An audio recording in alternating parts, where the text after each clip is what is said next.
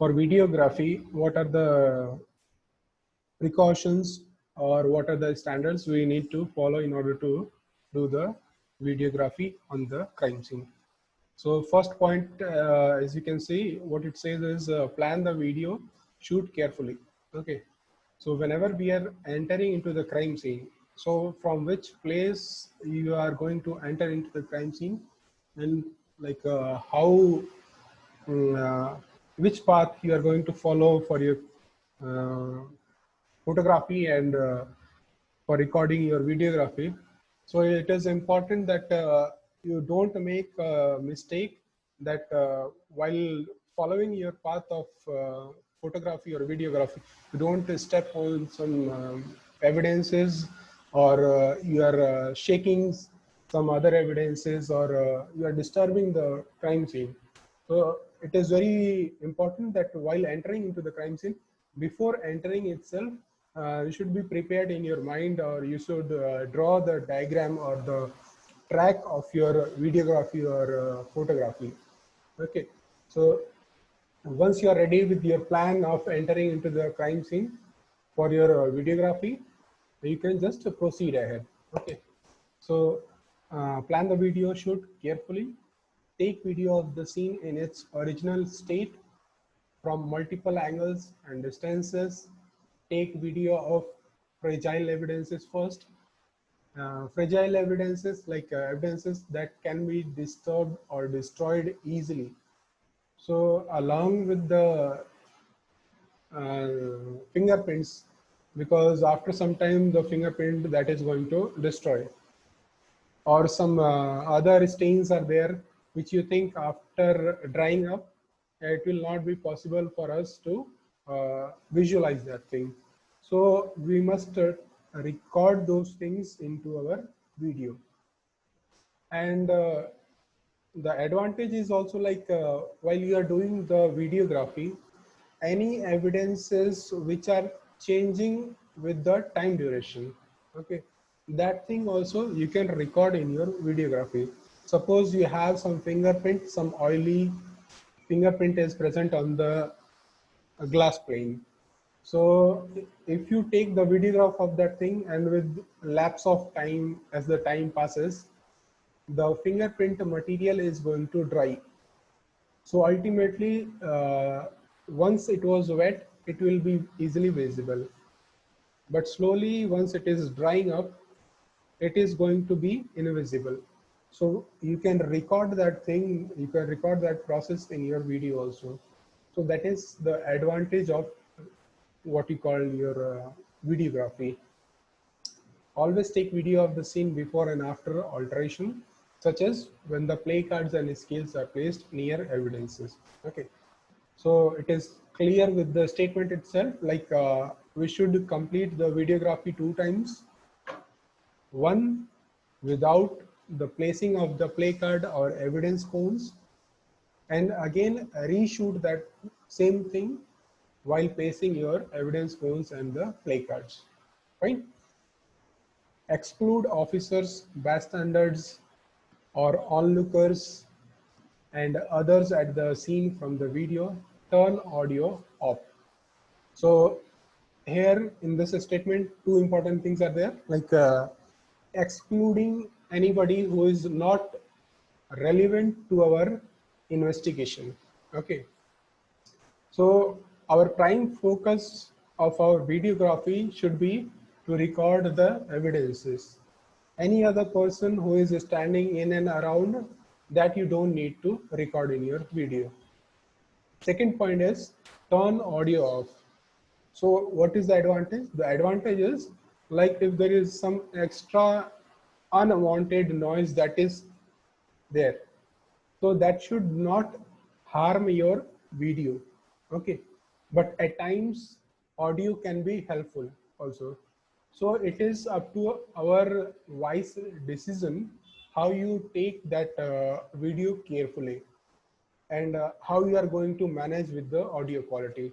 So whether that audio is helping you, or it is destroying your quality of videograph, so judicially we can go with that thing.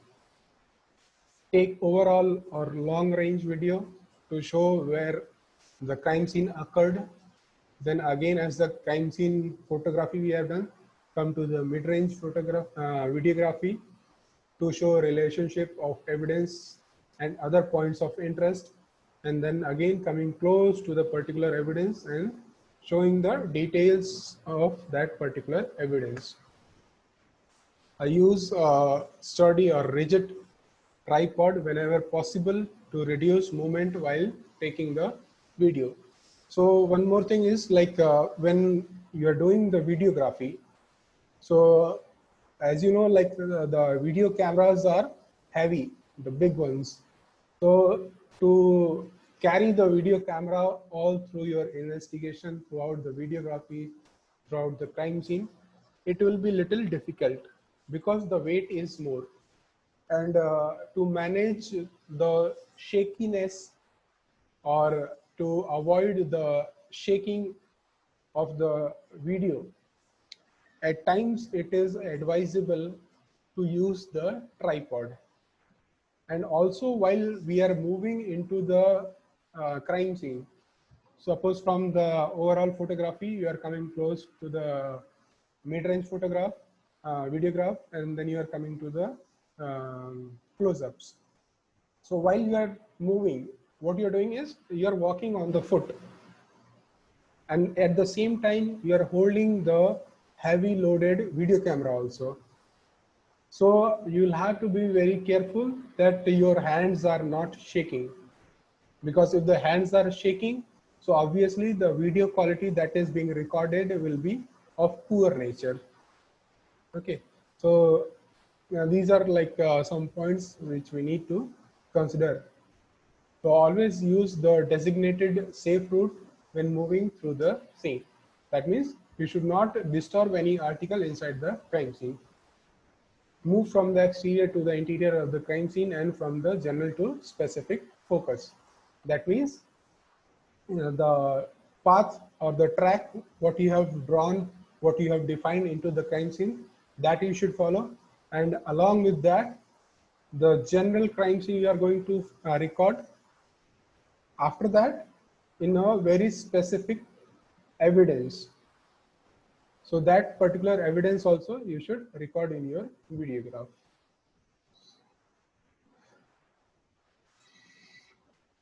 So the videography session should occur in an uninterrupted, systematic, focused manner. When planning the route into the chart or into the target, these are some of the questions which we should consider, like how did the victim or suspect arrive at the crime scene, or how he left the crime scene. So with that idea, we can go ahead with the videography. Which items were handled, like if there is a table and some cup and saucer is there, so obviously they might have touched the handles of the cup. So in that case, you need to record those things also. Which items were moved, if there is some drag mark or such kind of mark, obviously things have been dragged. That is moved from one place to other. So if such kind of idea is there, or such kind of evidence is there, some where dragging mark is there, or you think some article have been moved from one place to another, like what happens is if an article is placed on one place for a longer duration, so dust is going to accumulate only around its place. So once you remove that particular item, so under that there is a clean area. So if such kind of situation is there, so we should record that thing also, because that will give you an idea that some article is definitely removed from that place. So if some articles are broken, or if you think there is some foreign stained material present on the article, so that thing also, it should be recorded in your video.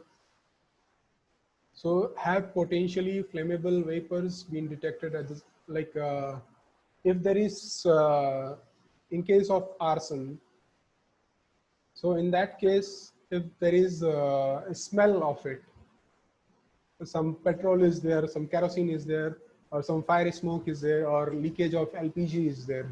So obviously we cannot videograph that thing, but sorry, but in your videograph, you can give your audio statement that during the videography, the smell of this particular type is recorded in our video, or in the crime scene, such kind of smell is there on the crime scene. So those things also, because you are an investigator, you are a forensic expert, you are the photographer, videographer, whatever you say or whatever you give your statement into your audio, that thing also plays an important role. It is just like your statement or testimony into the court also. Okay. So precautions. So certain precautions, well, while you are recording the videograph. So what is the precaution? The precaution is use slow camera movements. Okay, because suppose if you are moving your camera very fast. Okay, so what will happen is, if you are moving your camera very fast, so whatever objects you are going to record, those objects will not be captured properly. So there will be some smudging and blurring of the object. Okay, you try to understand. So any fast movement object, if you are if you are moving your camera very fast, so what will happen is the object is not coming clear. So in that case, what you do is you move your camera very slowly. So with the slow movement, you are able to capture your videos or the objects into your camera with much clarity. Same goes with your focus also, or the zoom also. So while you are zooming in and out, while you are bringing an object closer to the camera or moving it away from the camera, that also you should do it very slowly, so that the third person or the judge who is seeing in the court, so he gets the real clear idea as to what is being recorded. Okay, and if you do like zooming in and out very fast, the third person will not get an idea as to what you are about to reflect into your videograph, or what is that you are going to show in your videograph. So you should do that thing very slowly. Use the tripod whenever possible. When recording a long, narrow area such as side yarn or train tracks, use tripod or slow zooming. Unless using it will disturb either the scene or other team members, always avoid walking while recording a long, narrow area. So what it is saying is, suppose there is a depth in your videograph. Okay, the area is not very wide, but in fact the area is uh, very narrow and very deep. So in that case also, if you are going to record the video, you will have to focus your video in such a manner that maximum depth you are going to record in your video. And along with the depth, if you are zooming inside that particular area, so zooming also you should do it very slowly. A high camera angle such as with the overhead view may be required to show individual objects that are on similar planes. Record entry exit point from all possible angles.